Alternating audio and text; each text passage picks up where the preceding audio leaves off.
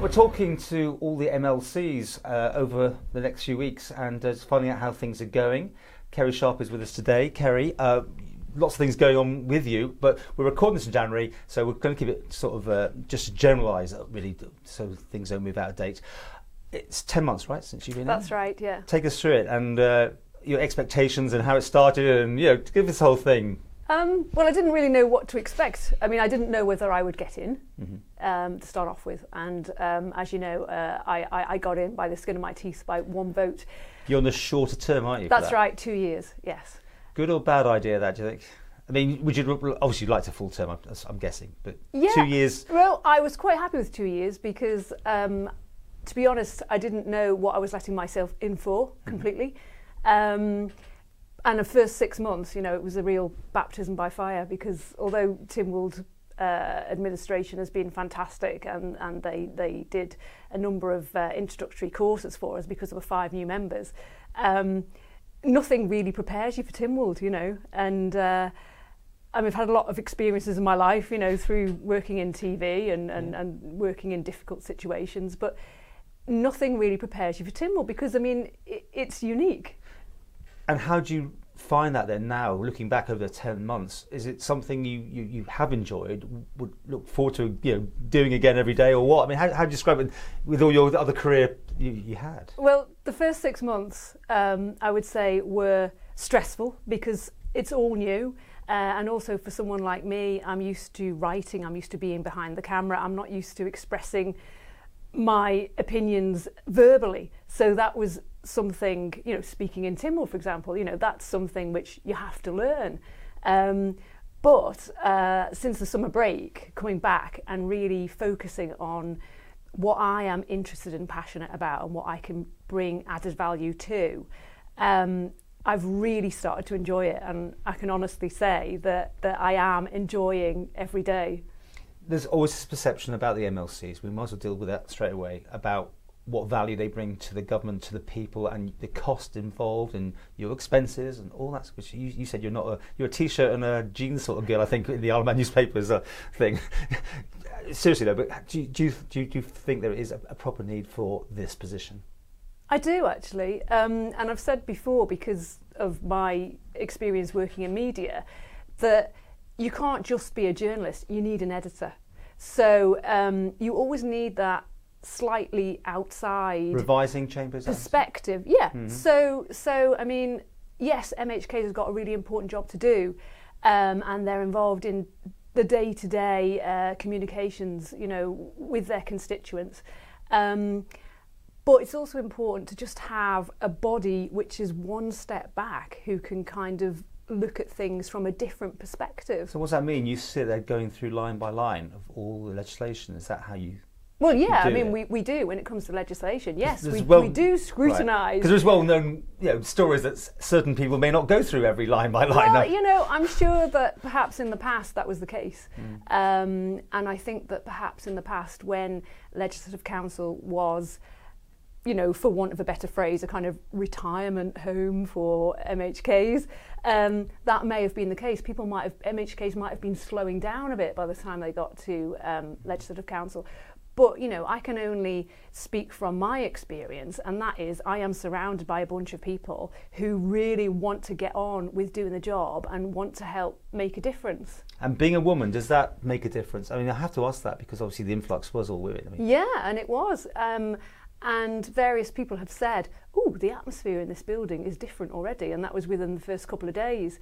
I do think that obviously women bring a different dimension to politics, maybe because as women, you kind of tend to go through very different roles in your life. So, say for example, if you have a family, most dads, yes, they become fathers, but they kind of tend to carry on at work, or that their lives are not being dramatically influenced. Whereas if you're a woman, you kind of go through so many changes to your body, to your own kind of sense of self and who you are, and your relationship with work. You might take a certain number of years out to look after your children. And then in doing that, you come into contact with so many different other groups within the community, a lot more of the elderly, a lot more. So it's like, I think as a woman, you do then bring all that with you into the political realm. Okay. Let's talk about the money side of things, expenses and that's all. It's always an ongoing thing. Remind me, can you even remember when you had the hustings, for instance, when that question came up, should MLCs get this, we don't care how you spend it, sort of money on the side in the expenses, and your views on that? It's a difficult one because obviously I wasn't party to the whole discussions leading up to the hustings.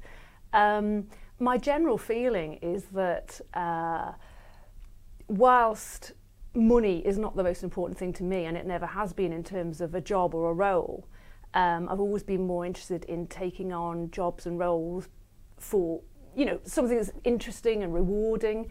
At the same time, if you want a wide range of people from different professional backgrounds, you have to offer a competitive salary. Yeah, but it's not a salary, is it? This is the expenses on top of the salary, and you don't have to justify how you spend it. Yeah, and I think that I personally have never come across a situation at work where you don't have to. And at first I was writing down my expenses, thinking that I would have to fill them in every month. Do you spend it? But actually, or do you just see it as part of your salary? Don't. Well, I haven't done a whole year yet, so I can't tell you that.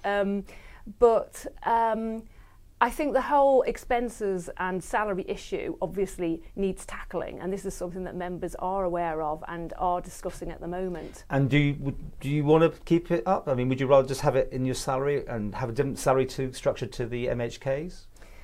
Well, at the end of the day, I think my own personal opinion isn't important because it's the MHKs who are representing the views of the people of the Isle of Man, and you know, it's entirely up to them as to what.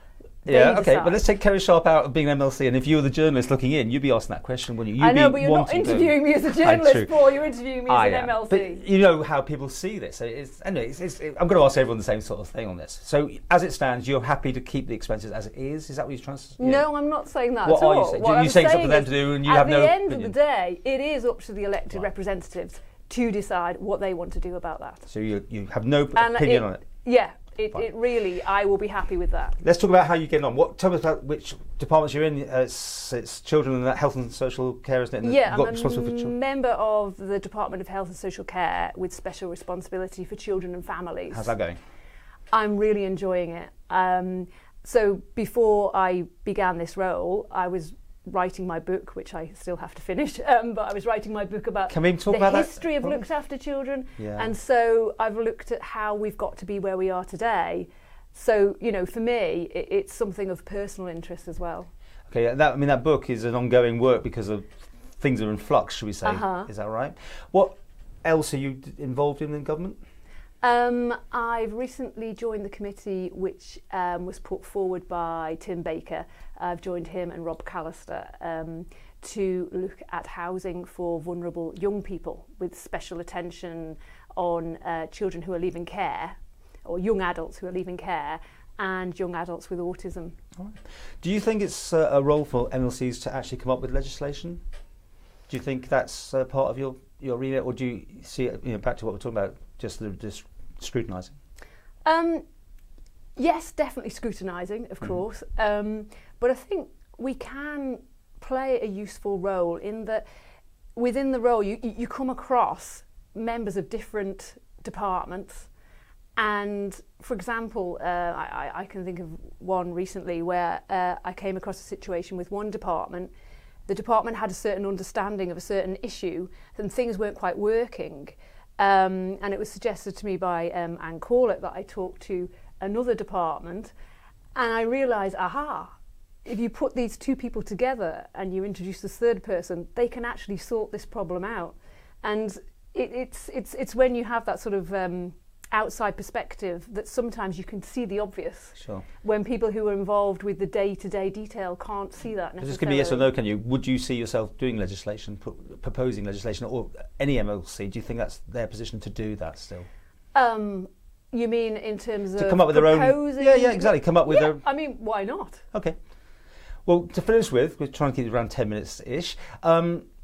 will you be wanting to stand again? How are you feeling in that sense about the challenges ahead? And are we sailing into a lovely sunset, or are we going to the rocks? Well, I mean, I might still be in the honeymoon period because I keep saying I'm really enjoying this, and people keep saying, "Oh, but politics, isn't it a dirty business?" You know, and I just think, well, obviously these people have never worked in television, because people are far nicer to each other in Timwell than they are in the TV industry. Tell me about it. So I am really enjoying the job, and I am, on a day-to-day basis, quite honestly feeling very lucky that I've got the opportunity to look at so many different topics and so many different issues. So unless something drastically changes, I would like to stand again.